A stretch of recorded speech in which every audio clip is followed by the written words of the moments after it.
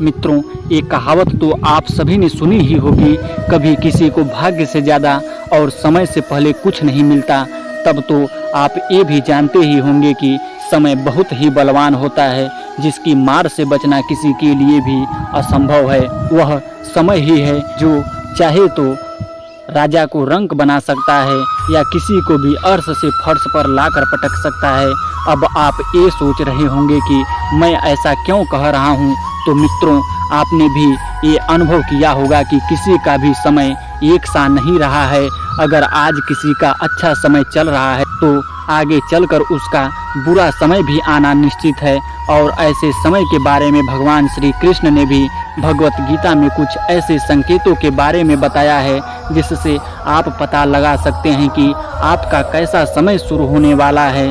तो आइए जानते हैं श्री कृष्ण के द्वारा बताए गए समय से जुड़े संकेतों के बारे में। भगवत गीता में श्री कृष्ण कहते हैं कि वह समय ही है जो मनुष्य के जीवन में आने वाले सुख दुख को बताती है। साथ ही श्री कृष्ण कहते हैं कि सुख आने वाला हो या फिर दुख, इसका संकेत कर्ता द्वारा किया जाने वाला कर्म या फिर पशु पक्षी और भक्तों के जरिए मिलने लगता है, परंतु अज्ञानतावश मनुष्य उसे जान नहीं पाता। भागवत गीता में वर्णित कथा के अनुसार एक बार नारद मुनि भगवान विष्णु से मिलने वैकुंठ धाम गए और उनसे मनुष्य के जीवन में आने वाले सुख या दुख से पहले मिलने वाले संकेतों के बारे में पूछने लगे। तब भगवान श्री कृष्ण ने उन्हें बताया कि जब किसी व्यक्ति की आंख ब्रह्म मुहूर्त अर्थात सुबह 3 से 5 बजे के बीच खुल जाती है या फिर इस अंतराल में उसके सपने में भगवान का स्मरण हो जाए और मनुष्यों को ऐसा लगे कि कोई उसको दिशा दिखा रहा है जो उसके जीवन को समृद्धि और प्रगति की ओर ले जाएगी, तो ऐसे में मनुष्यों को जान लेना चाहिए कि उनके जीवन में समृद्धि से जुड़ी नई राहें खुलने वाली हैं, जिसे पूरा करने में भगवान स्वयं उसकी मदद करेंगे। श्री कृष्ण ने कैसे दूर किया बाणासुर का अहंकार। इसके अलावा जब कोई मनुष्य पूजा करता है और उसके सामने भगवान को चढ़ाए हुए फूल गिर जाते हैं तो उसे भगवान का आशीर्वाद माना जाता है और यह भी एक शुभ संकेत माना जाता है। यही नहीं, और भी कुछ ऐसी ही घटनाएं हैं जिससे मनुष्य आने वाले समय के बारे में जान सकता है। जैसे जब कोई मनुष्य सुबह उठते ही शीशे में अपना चेहरा देखता है और उसको अपना चेहरा बहुत ही खिलखिलाता और चमकता हुआ लगता है और ऐसा कुछ दिनों तक लगातार ही होता है, तो ऐसे में मनुष्य को जान लेना चाहिए कि उसका अच्छा वक्त शुरू हो गया है। इसी से जुड़ा एक और संकेत ये भी है, यदि आप अचानक से खुश रहने लगते हैं तो इसका मतलब है कि आपके मन में भगवान का वास है और इस समय जो आप सोचते हैं या करना चाहते हैं वो पूरा हो जाता है। ऐसा भी माना जाता है जब आपको सपने में भविष्य में होने वाली कोई घटना पहले ही दिख जाती है तो इसे भी भगवान का संकेत मान सकते हैं कि आपके जीवन में अब कुछ अच्छा होने वाला है। ऐसे ही और कुछ भी संकेत है जो आपके जीवन में आने वाले दुख के खत्म होने और अच्छे वक्त की शुरुआत को बताता है।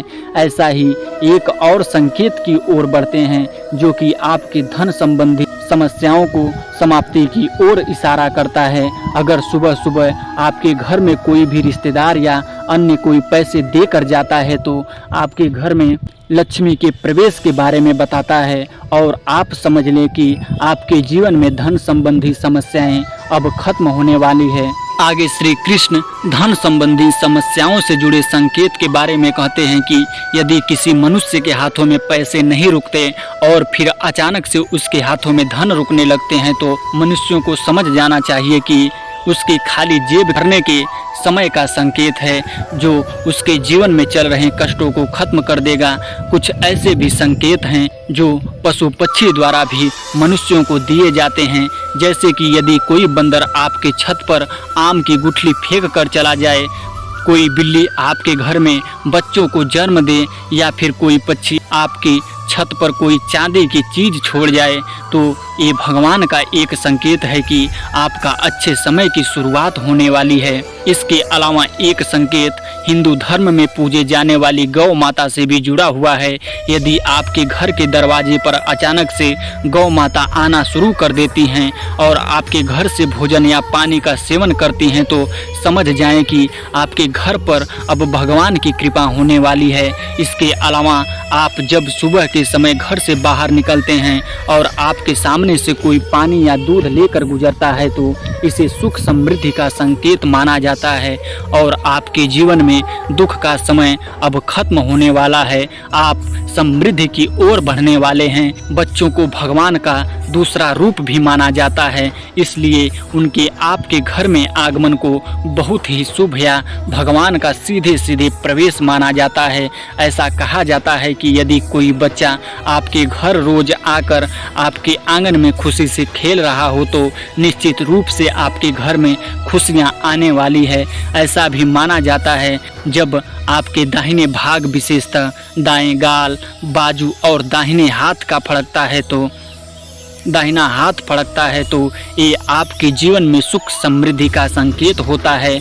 ऐसा भी कहा जाता है अगर आप कोई ज़रूरी काम करने जा रहे हों और आपके रास्ते में कोई बच्चा या कन्या आपको देख के मुस्कुराते हैं तो आपका वो काम जरूर बन जाएगा।